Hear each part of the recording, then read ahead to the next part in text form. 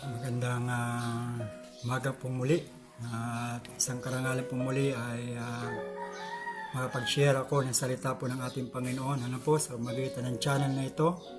Kaya magandang araw po sa lahat. At salamat po sa mga nag-subscribe na po, sa mga nakikinig sa salita po ng ating Panginoon sa pamagitan po ng channel na ito. Kaya ang Diyos po ang magpala po sa inyo. Po, kaya ngayong araw po nais ko pong basahin sa Sagot chapter 4 verse 12. Sa kanya lamang matatagpuan ang kaligtasan, sapagkat walang ibang pangalan sa buong daigdig na ibinigay ng Diyos sa mga tao upang tayo ay maligtas. Kaya dito po sinasabi po ng Bible na ang kaligtasan nating mga tao na po ay matatagpuan lamang sa Panginoong Hesukristo. Ibig sabihin, sa Kanya lamang ibinigay yung karapatan upang magligtas ng tao. Ibig sabihin, doon po sa anak ng Diyos, kay Hesukristo, sa Kanya po ibinigay yung karapatan na po para magligtas po ng tao. Ibig sabihin, ang kaligtasan po natin ay makikita po lamang natin sa Panginoong Hesukristo sa pamagitan ng pagsampalataya. Na kapag ang tao po hindi po sumampalataya sa Panginoong Hesukristo, sino po ang magliligtas na po si isang tao? Na kapag ito nga po yung mahirap, kapag binabaliwala ng tao ang Panginoong Hesukristo, ang pagsampalataya sa Panginoong Hesukristo, ay may malaki po siyang problema pagdating po sa eternal life, sa eternal destiny. Na po, yun po yung napakalaga. Ito po rin ang dahilan kung bakit po tayo nagsishare ng salita po ng ating Panginoon para malaman po natin na ang buhay ay hindi po biro, sapagkat ang buhay po ay meron pong eternal life. Meron po tayong eternal destiny. Meron po tayong buhay sa kabila.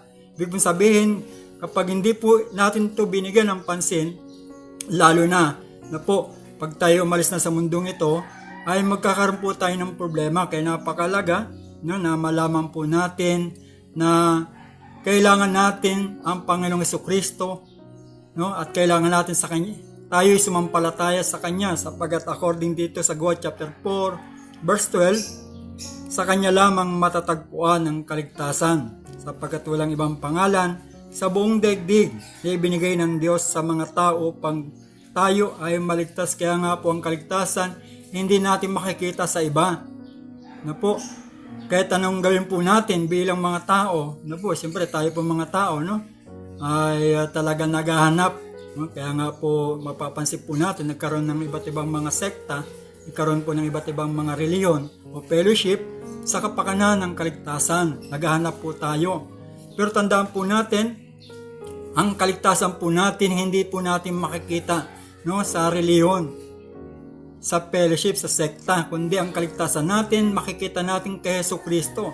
Bagamat maganda, okay po yung fellowship, okay po yung sekta, ang reliyon. Kung ang fellowship pong ito, ang reliyon po ito, ang itinuturo, ang kaligtasan ay nasa Panginoong Hesukristo, wala sa reliyon.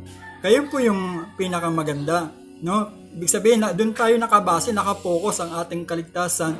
Kaya ang fellowship, ang isang sekta, maganda po yan. Kasi diyan po tayo, according sa Bible, diyan po tayo na-encourage. Kaya kapag pupunta tayo dyan, nakikinig tayo ng salita po ng ating Panginoon, na-encourage po tayo na maglingkod. Bakit?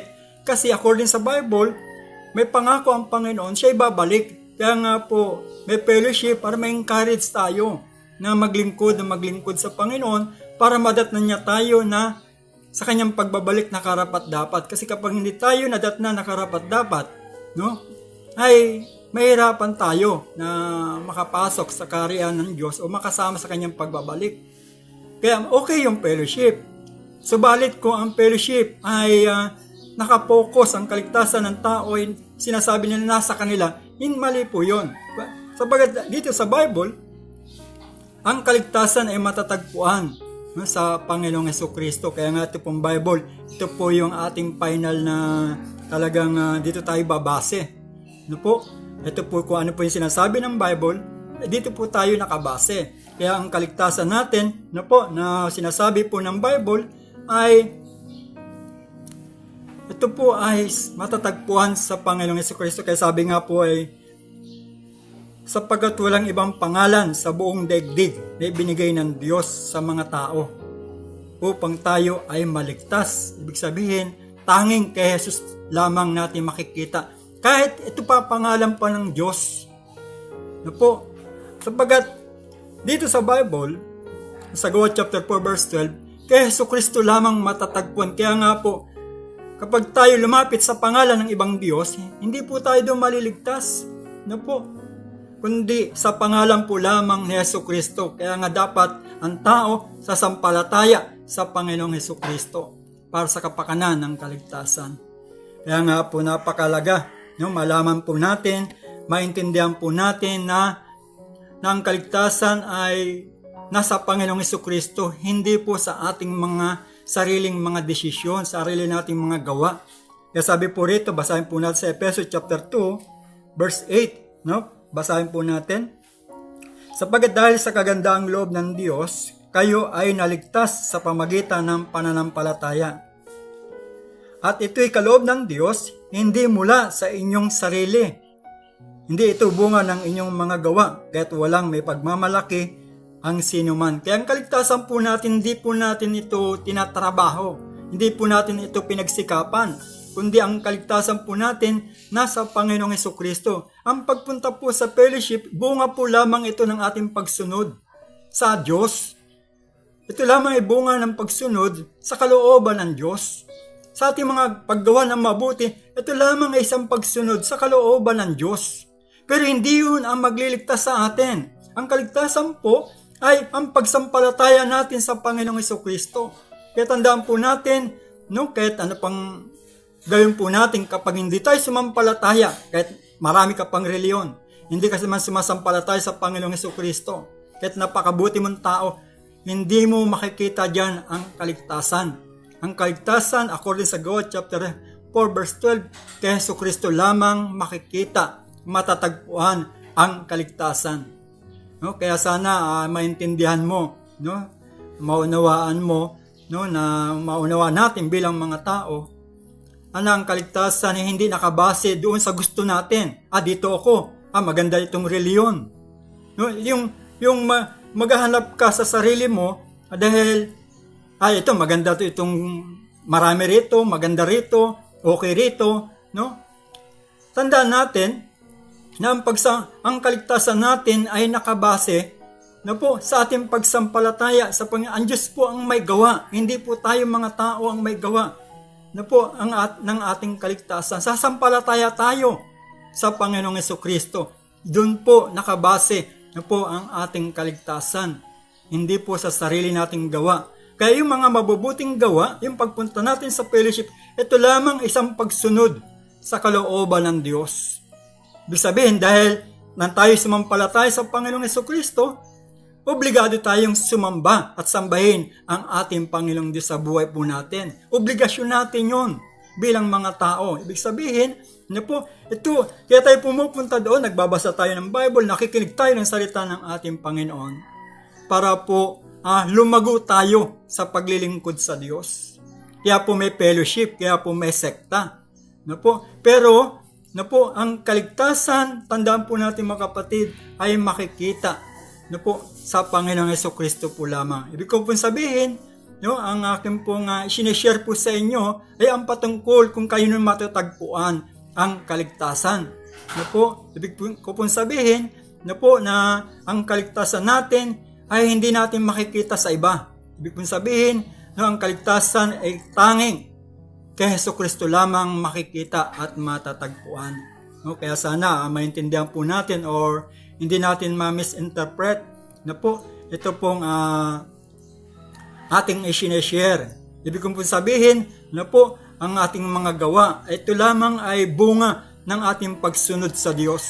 Kung bakit tayo ay nagiging mabuti, bagamat hindi naman natin talagang totally gusto natin, kundi ito pa rin ay gawa ng Diyos. Pero ibig kong sabihin, ang paggawa ng mabuti yung pagpunta sa mga ating mga fellowship o reliyon, sa ating mga sekta, ito lamang ay bunga ng ating pagsunod sa Diyos. Kung bakit tayo pumupunta, dahil yun yung naisin ng Diyos na dapat natin siyang sambahin at paglingkuran.